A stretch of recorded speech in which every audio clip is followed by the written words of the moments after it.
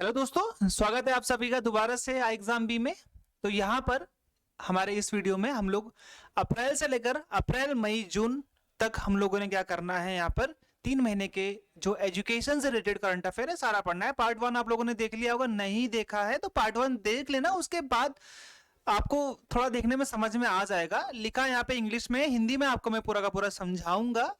Okay और notes आपको बनाने की जरूरत नहीं है क्योंकि आपको पीडीएफ इसके साथ मिल जाएगी, कोई दिक्कत है नहीं, आपको बनाने की जरूरत नहीं पड़ेगी।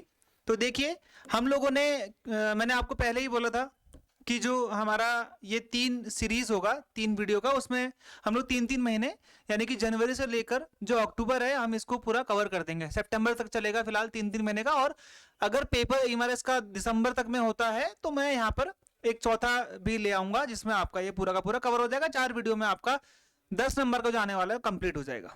ठीक है, तो अप्रैल 2023 से शुरू करते हैं। जनवरी फरवरी मार्च हो चुका है। एजुकेशन मिनिस्ट्री ने जो कि skill development digital version of employability skill curriculum एक लॉन्च किया है। ठीक है, ये क्या कौन सी मिनिस्ट्री है? Ministry of education and skill development. इन्होंने एक डिजिटल वर्जन क्या करा है, लॉन्च करा है एम्प्लॉयबिलिटी स्किल्स करिकुलम का, ताकि जो बच्चे आईटीआई में आईआईटी नहीं, आईटीआई क्या होते हैं, जो स्टेट में औद्योगिक संस्थान होते हैं ना, जहां पर प्लम्बर, जहां पे इलेक्ट्रीशियन, वो सब चीजें जो होती हैं, वो क्या होता है कि यहां पर India's industrial training institute ITI जो होते हैं ना, वहां पर पर्टिकुलरली उनको ट्रेनिंग देना। ये चीज आप समझ गए। यहां पर अब किस चीज की ट्रेनिंग देना कि भाई यहां पर एक करिकुलम बनाया जाएगा, सिलेबस बनाया जाएगा, जिसमें जो आपका हिंदी में भी होगा और जो आपका यहां पर इंग्लिश में भी होगा। इन चीजों को यहां पे आप लोगों ने ध्यान देना है। ओके, और यहां पर इससे फायदा कितनों का मिलेगा? ये आपका 2.5 मिलियन स्टूडेंट जो कि 1500 आईटीआई में अभी क्या कर रहे हैं, बच्चे पढ़ रहे हैं, उनको फायदा होगा। ओके, और यहां पर इनको लिटरेसी दी जाएगी, मतलब एजुकेशन दी जाएगी वेरियस अदर सब्जेक्ट्स में, कैरियर में, अपने गोल कैसे सेट करने हैं, एंटरप्रेन्योरशिप में, तो इन सब चीजों में उनके बारे में यहाँ पे बताया जाएगा। गवर्नमेंट ने ई श्रम पोर्टल में एक नया फीचर ऐड किया है, और ये क्या है कि भाई आप जो एक रजिस्टर्ड वर्कर है, ठीक है, अगर वो ऐसे जगह में जाता है जहां पे उसको काम नहीं मिल रहा है, इधर से उधर जा रहा है, तो वो यहां पर अपने को रजिस्टर कर सकता है, अपनी फैमिली की डिटेल ऐड कर सकता है। चाइल्ड एजुकेशन वुमेन सेंटर की स्कीम यहां पर उसको पता चल जाएगी, और उसको जब वो माइग्रेट कर रहा है दूसरे स्टेट में तो उसको ये स्कीम लेने में कोई दिक्कत नहीं होगी। अगर उसके बच्चे से, अगर उसके परिवार से रिलेटेड कोई ऐसा व्यक्ति है जिसको वो स्कीम मिलनी चाहिए और वो दूसरी जगह जाता है, शिफ्ट होता है, तो कई बार उस स्कीम का लाभ उसको नहीं मिल पाता है। तो इसके लिए ई श्रम पोर्टल में यहां पे एक चीज ऐड कर देगी, इसमें एजुकेशन भी है। एजुकेशन अगर मुफ्त में मिल रही है उसको किसी स्कीम के अंतर्गत ई श्रम पोर्टल में, तो वो दूसरे स्टेट में भी जाकर उसको मिल जाएगी। कैबिनेट ने 157 नए नर्सिंग कॉलेज खोलने का यहाँ पे फैसला किया है, जिसमें 15-17 करोड़ की लागत का पैसा आएगा। ओके, और एग्जिस्टिंग मेडिकल कॉलेजेस हैं उनको भी को लोकेशन, उनके आसपास की लोकेशन यहाँ पे देखनी है। कैबिनेट कमेटी कौन सी होती है? इकोनॉमिक अफेयर्स, जो पैसा आवंटित करती है हमारी नर्सिंग के वर्कफोर्स को बढ़ाने के लिए। ठीक है, नए 157 नर्सिंग कॉलेजेस खोले जाएंगे, ऐसा बोला गया था। अभी तक स्टार्ट काम हो गया होगा। ठीक है, तो यहां पर आपने ध्यान देना है कि ये मेडिकल कॉलेजेस है, इनके आसपास का ही ये एरिया चूज करने वाले हैं। ओके, चलिए स्वयं पोर्टल क्या है भाई? स्वयं पोर्टल अब यहाँ पे गुड क्वालिटी एजुकेशन सिक्योर करने के लिए, ठीक है, इन्होंने पोर्टल लॉन्च किया है। एजुकेशन मिनिस्ट्री ने एनईपी के अंतर्गत, एनईपी कौन सी है? 2020 की है। इन्होंने ये टारगेट लिया है कि जो बच्चे होते हैं उनको हायर एजुकेशन में रेशियो बढ़ाने के लिए 50% तक का रेशियो, जो कि हमने 2035 तक इसको अचीव करना है, इसको हमने लेना है। तो यहां पर जो ग्रॉस एनरोलमेंट रेशियो क्या होता है, जो बच्चे एनरोल करवाते हैं पढ़ने के लिए, लिखने के लिए स्कूल में एनरोल होते हैं। ठीक है, तो यहां पे आपने इसको ध्यान देना है। Information communication and technology, ICT बोलते हैं, बेस्ड स्वयं पोर्टल। ठीक है, information communication and technology Swayam portal has been launch to reach out to people and allow them to secure good quality education. तो यहां पर जो स्वयं पोर्टल है, ये जो लोग हैं उनको गुड क्वालिटी एजुकेशन देने के लिए, उनको समझाने के लिए, उनका एजुकेशन देने के लिए इस चीज को लॉन्च किया गया है। एक स्वयं पोर्टल लॉन्च हुआ है। Study India pavilion, global education and training exhibition जिसे बोलते हैं गेटेक्स, ठीक है, ये दुबई में हुआ था। ये किसने लॉन्च किया है भाई? कंसुल जनरल ऑफ इंडिया, एक तरीके से आप ये बोल सकते हो इंडिया की तरफ से जो एनवॉय है वहां पर, जो राजदूत हैं, डॉक्टर अमन पुरी ने इसको लॉन्च किया है। ठीक है, इंडिया पवेलियन ये कोलैबोरेशन है एडसिल इंडिया लिमिटेड का, ठीक है, जो कि पब्लिक सेक्टर अंडरटेकिंग है India with the ministry of education, जहां पर ये लोग अपनी एजुकेशन का, जहां पर ये लोग अपने इंस्टीट्यूशन का, जहां पर ये लोग फर्दर जो चीजें हैं भारत की, उन चीजों को शोकेस करते हैं विदेशों में। एमएसडी का मतलब क्या है? Ministry of skill development and entrepreneurship.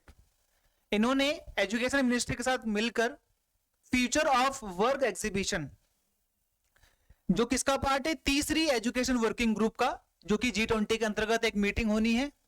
ठीक है, ये मीटिंग में भारत प्रेसिडेंट है, अभी आपको पता है G20 का, अब तो खैर हट जाएगा। अप्रैल 23 से 28 में होगा। ये कहां पे होना है? भुवनेश्वर उड़ीसा में, जो कि CSIR का एक इंस्टीट्यूट है।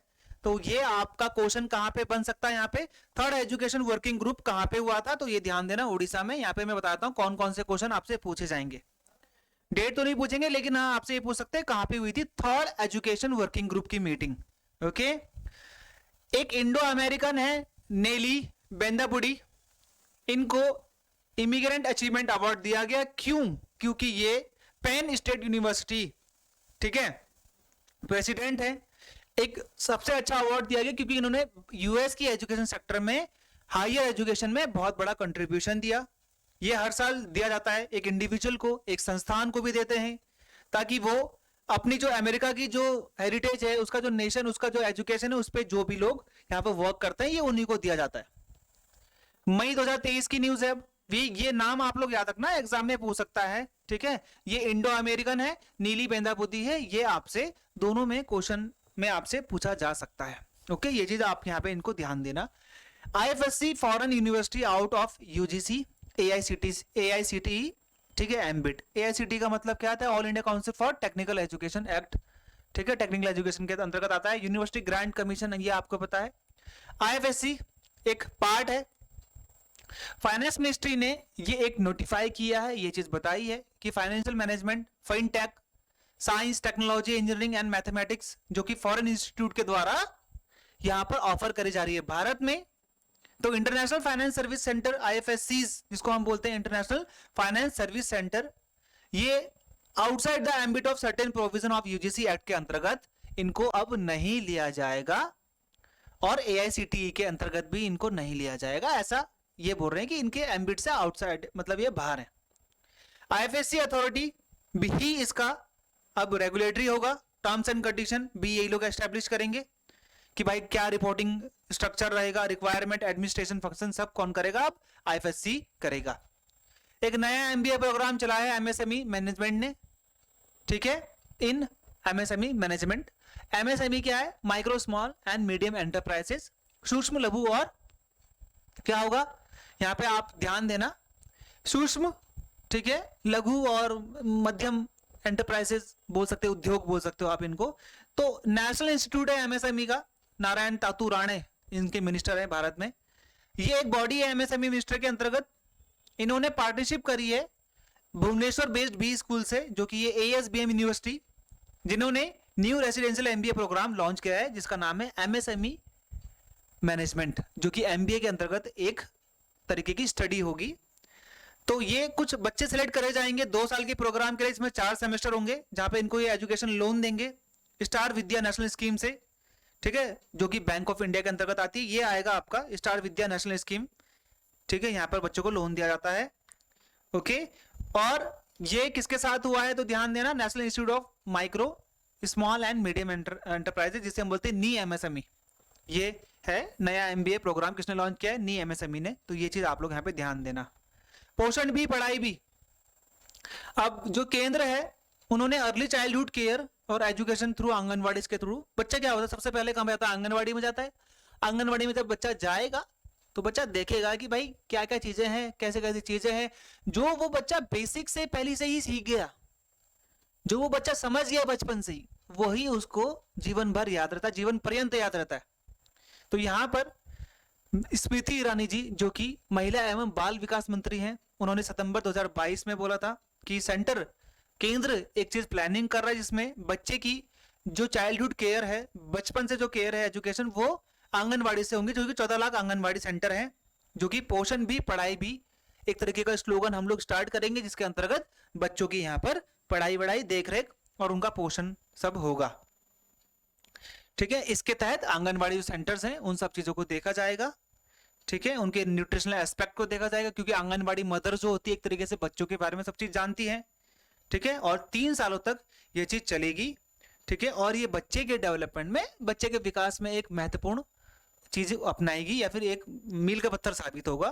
तो यहाँ पे मिनिस्टर स्मृति ईरानी जी जो है उन्होंने ये चीज अनाउंस करी थी, सितंबर 2022 में अनाउंस करी थी। पोषण भी और क्या है, पढ़ाई भी, दोनों चीजों के साथ में खाना भी मिलेगा बच्चे को, न्यूट्रिशन वैल्यू उसकी चेक करी जाएंगे। यूनिवर्सिटी ग्रांट कमीशन ने एक वेबसाइट लॉन्च करी है, उत्साह। तो पहली बात तो क्वेश्चन आएगा, उत्साह किसने लॉन्च किया है? यूजीसी ने लॉन्च किया है। दूसरी चीज आएगी कि भाई जो ये क्या है, उत्साह है, ठीक है, यूजीसी का जो उत्साह है, यहां पे आप ध्यान देना कि भाई ये जो उत्साह है यहां पे किसके द्वारा लॉन्च है, ये बता दिया आपका यूजीसी, और किसके लिए है, ये चीज दोनों आपसे क्वेश्चन आता है। एनईपी 2020 का मतलब है न्यू एजुकेशन पॉलिसी, ताकि ये जो सपोर्ट करे यूनिवर्सिटीज को, कॉलेजेस को, ताकि वो अपने हायर एजुकेशन को बदल पाए और वो ग्लोबल यानी कि वैश्विक स्तर तक ला पाए। अगर हमारा जो पढ़ाई है वो वैश्विक स्तर पर नहीं है तो पढ़ के फायदा नहीं है कुछ भी। ठीक है, और यहां पर कुछ ऐसे रेगुलेशन भी लाएगा यूजीसी। ठीक है, यूनिवर्सिटी विश्वविद्यालय अनुदान आयोग जिसे हम बोलते हैं यूजीसी। ठीक है, और ये एज अ फैसिलिटेटर वर्किंग करेगा कि भारत के जो एजुकेशन इंस्टीट्यूट है वो क्वालिटी एजुकेशन दे और भारत में एक अच्छी स्किलफुल बच्चों को यहाँ पे पढ़ाया जाए और वो देश के विकास में काम आए। एक एमओयू साइन हुआ है, ठीक है, एक एग्रीमेंट साइन हुआ है गवर्नमेंट ऑफ इंडिया, ठीक है, और काठमांडू के बीच में, यानी कि आप ये बोल सकते हो नेपाल और भारत के बीच में यहां पर एक संधि हुई है, यहां पर एक एग्रीमेंट हुआ है, जहां पर इन्होंने बोला है कि भारत एक बहुत ही ज्यादा उनकी कम्युनिटी पे हाई इंपैक्ट डाल सकता है और भारत उनको मदद भी देगा, चाहे वो आर्थिक मदद हो, हेल्थ केयर और एजुकेशन में। ठीक है, कितनी है? 80.33 मिलियन रुपए की मदद देगा, ताकि नेपाल के जो शिक्षा है और जो स्वास्थ्य है इन दोनों पर नेपाल वर्क कर पाए, डेवलप कर पाए। भारत उनको ये मदद देने वाला है।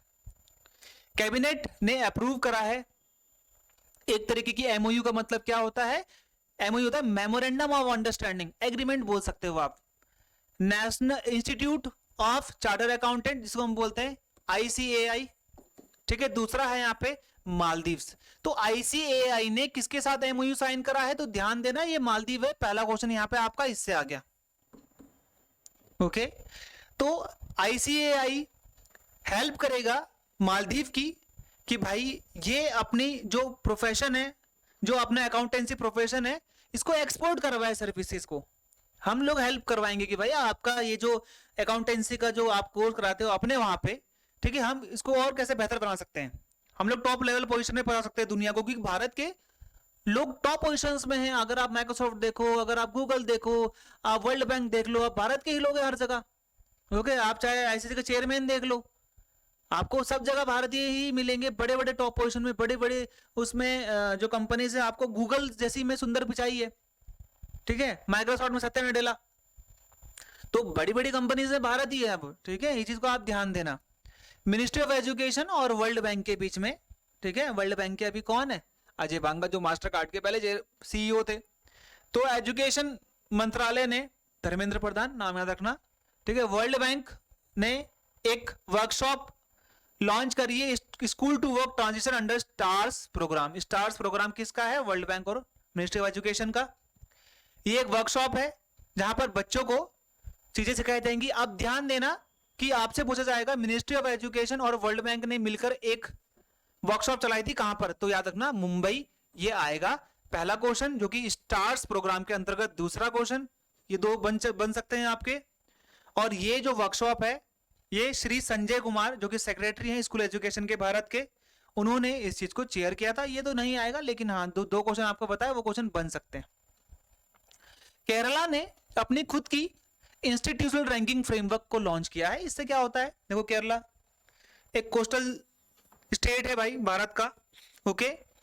तो वहां के उच्च शिक्षा मंत्री हैं, हायर एजुकेशन मिनिस्टर है आर बिंदु, इन्होंने Kerala institutional ranking framework KIRF, वैसे तो NIRF भी है ना, नेशनल इंस्टीट्यूशनल, ये जो होता है आपका रैंकिंग फ्रेमवर्क, जहाँ पे नेशनल भारत की जो यूनिवर्सिटीज होती है उनको रैंकिंग दी जाती है।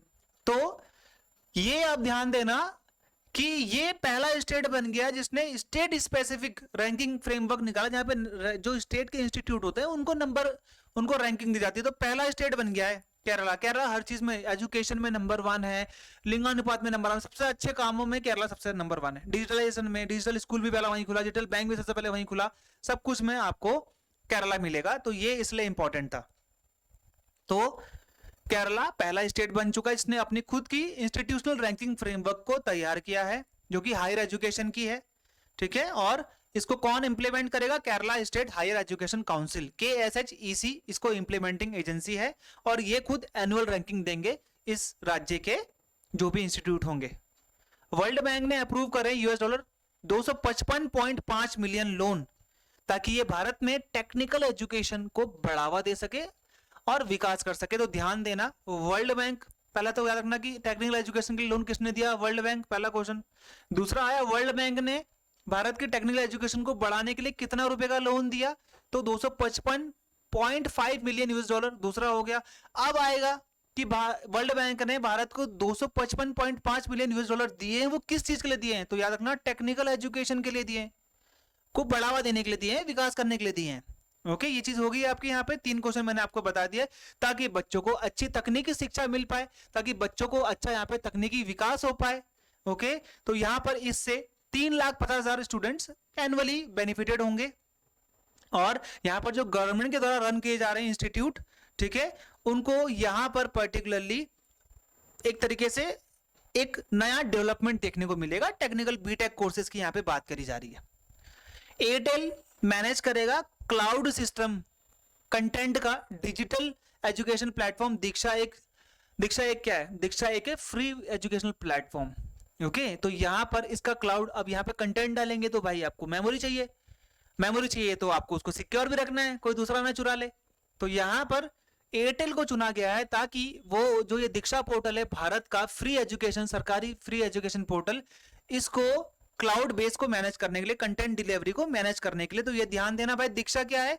Digital infrastructure for knowledge sharing. Diksha का ये पहला क्वेश्चन आपसे बन सकता है, दीक्षा का पहला फुल फॉर्म क्या है? दूसरा आपसे पूछता है इसके क्लाउड बेस्ड मैनेजमेंट सिस्टम को कंट्रोल करने के लिए हमने कौन सी कंपनी को चुना है? तो भारतीय एयरटेल कंपनी को चुना है। ये दूसरा क्वेश्चन हो गया। ओके, और तीसरा क्वेश्चन आ सकता है, दीक्षा पोर्टल को कब शुरू किया गया था? तो 2017 में शुरू किया गया था, ठीक है, एजुकेशन। तो यहां पर ये इनिशिएटिव किसका है? NCERT का और मिनिस्ट्री ऑफ एजुकेशन का, इन दोनों ने मिलकर इसको स्टार्ट किया था। तो चौथा क्वेश्चन ये हो गया कि दीक्षा पोर्टल को लॉन्च किसने किया था? NCERT and ministry of education. चलिए अगला प्रश्न देखिए, एकेडमिक एंड रिसर्च कोलैबोरेशन, यानी कि एकेडमिक और रिसर्च, यानी कि एक तरीके से आप बोल सकते हो अध्ययन एवं रिसर्च, संशोधन, ठीक है, आप शोध भी बोल सकते हो, संबंध, कोलैबोरेशन, एग्रीमेंट, कुछ भी बोल सकते हो। तो ये साइन करा गया है Indian institute of corporate affair IICA और राष्ट्रीय रक्षा यूनिवर्सिटी, ठीक है, राष्ट्रीय रक्षा यूनिवर्सिटी के बीच में। अब यहाँ पर प्रोफेशनल कैपेबिलिटीज इन दोनों के बीच में बढ़ाई जाएगी, यानी कि भाई एजुकेशन का ताल, मतलब रिसर्च इंस्टीट्यूट्स के बारे में जो एक दूसरे की रिसर्च है उसको शेयर करेंगे। यहाँ के बच्चे वो पढ़ पाएंगे, वहाँ के बच्चे वो पढ़ पाएंगे। Financial crimes, law enforcement, corporate fraud, इन सब चीजों के बारे में यहाँ पे पढ़ाई होगी। तो यहाँ पर याद रखना, राष्ट्रीय रक्षा यूनिवर्सिटी और corporate Indian institute of corporate affair के बीच में MOU साइन हुआ है, एग्रीमेंट, संधि साइन हुई है। संधि बोल सकते हो, एग्रीमेंट बोल सकते हो, इसमें कोई प्रॉब्लम नहीं है। इंडिया ने लॉन्च करी है वैभव फेलोशिप प्रोग्राम, ताकि ये कोलैबोरेट कर पाए स्टेम में। ये स्टेम दूसरा वाला है, एक स्टेम मैंने आपको बताया था। इस स्टेम में ना मेडिसिन भी जुड़ चुका है। भारतीय सरकार ने नई फेलोशिप प्रोग्राम, जिसको हमने बोला है वैश्विक भारतीय वैज्ञानिक, to foster collaboration between the Indian diaspora in the science, technology, engineering, mathematics and medicine and academic and research institute in India। तो ये ध्यान देना कि नया एक फेलोशिप प्रोग्राम है, जहां पर आपको रिसर्च भी कराई जाएगी, आपको पैसे भी दिया जाएगा। जैसे आपने सुना है PhD वाला कोर्सेज होता है ना, वो सब चीजें यहाँ पे आपको देखने को मिल जाएंगी। वर्ल्ड बैंक ये आपको शायद मैंने बता दिया, टेक्निकल एजुकेशन में बढ़ावा देने के लिए यहाँ पर वर्ल्ड बैंक 255.5 मिलियन का देगा। मैंने आपको 3 क्वेश्चन वहां पे बताए थे। इंडिया और श्रीलंका, ये रहा इंडिया, ये रहा श्रीलंका। इंडिया और श्रीलंका के बीच में कौन सा स्ट्रेट है, जल संधि जिसे हम बोलते हैं पाक स्ट्रेट। ठीक है, ये पाक स्ट्रेट कई बार क्वेश्चन में आता है। तो इंडिया और श्रीलंका ने डिजिटल एजुकेशन प्रोजेक्ट को इंप्लीमेंट करने के लिए कहां पे, श्रीलंका में गाले डिस्ट्रिक्ट को चुना है। गाले डिस्ट्रिक्ट कहां पर है, श्रीलंका में। भारत के हाई कमिश्नर जो कि श्रीलंका में है, गोपाल बगले, इन्होंने डिप्लोमेटिक नोट्स एक्सचेंज करे, ठीक है, श्रीलंका मिनिस्ट्री एजुकेशन मिनिस्ट्री के साथ में, ताकि यहां पर कहां पर, श्रीलंका में मॉडर्न डे के कंप्यूटर लैब्स बनाए जाए। वहां पे आप क्या सोच रहे हैं, वहां पे जो 200 स्कूल्स हैं हम उस पे मॉडर्न डे के कंप्यूटर लैब बनाएंगे जहां पर बच्चे टेक्निकल एजुकेशन ले पाएंगे। QS वर्ल्ड यूनिवर्सिटी रैंकिंग 2024 की, ठीक है, आई थिंक ये लास्ट क्वेश्चन, इसके बाद ये सेकंड लास्ट क्वेश्चन है। QS वर्ल्ड रैंकिंग 2024 की रिलीज कर दी गई है, मतलब 2023 के लिए 2024 की रैंकिंग मानी जाएगी 27 जून में। मैनसुरेट इंस्टीट्यूट ऑफ टेक्नोलॉजी, मैनसुरेट में आपको पता है अभिजीत बनर्जी भी थे जिनको नोबेल मिला था इकोनॉमिक्स में। ये 12वीं बार QS वर्ल्ड यूनिवर्सिटी रैंकिंग में फर्स्ट है, ये ध्यान रखना, पेपर में आ सकता है। यूनिवर्सिटी ऑफ कैम्ब्रिज को सेकंड पोस्ट मिली है, यूनिवर्सिटी ऑफ ऑक्सफोर्ड को थर्ड मिला है, इसने स्टैनफोर्ड यूनिवर्सिटी को रिप्लेस किया है। और इन्होंने इस बार कुछ नए और पैमाने ऐड करे हैं, sustainability, commitment, emphasis of on graduate employability and increase international research and collaboration, इन सब चीजों पे बात करिए। अब देखो, मैं बता रहा था केरला ने अपनी खुद की नेशनल क्या करी है, यहाँ पे इंस्टीट्यूशनल रैंकिंग फ्रेमवर्क तैयार करी। ऐसी एक NIRF भी होती है जिसमें हम नेशनल की बात करते हैं, तो यहाँ पर बेस्ट यूनिवर्सिटी उनको रैंकिंग दी जाती है, जबकि केरला अब आगे करेगा सिर्फ केरला के लिए। तो ओवरऑल कैटेगरी में बेस्ट रैंकिंग किसको दिया है सबसे अच्छा, तो IIT मद्रास को मिला है, दूसरा IISc बैंगलोर को, तीसरा IIT दिल्ली को। IIT को ही मिलता है इसमें ज्यादातर हमेशा टॉप। अगर सिर्फ यूनिवर्सिटीज की बात करें ओवरऑल कैटेगरी में, ये इंडियन IIT मद्रास है। सिर्फ यूनिवर्सिटी विश्वविद्यालय की बात करें तो IISc बैंगलोर, यही वाला, ठीक है। सेकंड में JNU, तीसरी में जामिया मिलिया।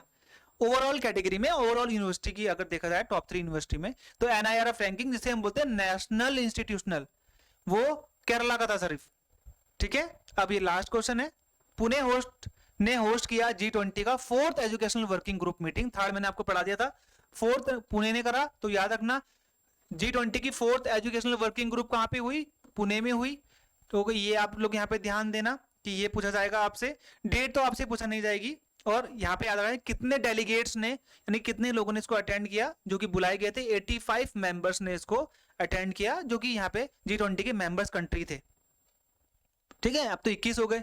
तो गेस्ट कंट्री थी, साथ ही साथ में यूनिसेफ, यूनेस्को और ये OECD जो है, ठीक है, OECD के जो मेंबर्स हैं इन्होंने भी यहाँ पर इसमें ज्वाइन किया था। तो सब मिलाकर यहाँ पे 85 डेलीगेट्स थे जिन्होंने G20 की 4th एजुकेशनल वर्किंग ग्रुप की मीटिंग को ज्वाइन किया था। ओके, तो ये आपका कब तक हो चुका है, अप्रैल, मई एंड जून का पूरा हो चुका है। जुलाई, अगस्त एंड सितंबर का आपको नेक्स्ट वीडियो में मिल जाएगा, ठीक है। तो ये चीज को आपने ध्यान रखना है, पढ़ना है अच्छे से, नोट्स मत बनाना, आपको PDF मिल जाएगी इसकी, साथ में आपको MCQs भी मिलेंगे। हमारे लैब सेशन होगा, इसमें आपको मैं MCQs भी कराऊंगा, आपको बहुत चीजें देखने को मिल जाएंगी उसमें। और ये सब आप ही के लिए है, एग्जाम की तरफ से है, ताकि आपको एक गुड और क्वालिटी कंटेंट दे पाए, ताकि आपको पता चल पाए कि कंटेंट और उसमें मतलब क्या डिफरेंट होता है IXAM में as compare to other institution. Okay, तो मिलते हैं हमारे अगले वीडियो में, तब तक के लिए गुड बाय, जय हिंद।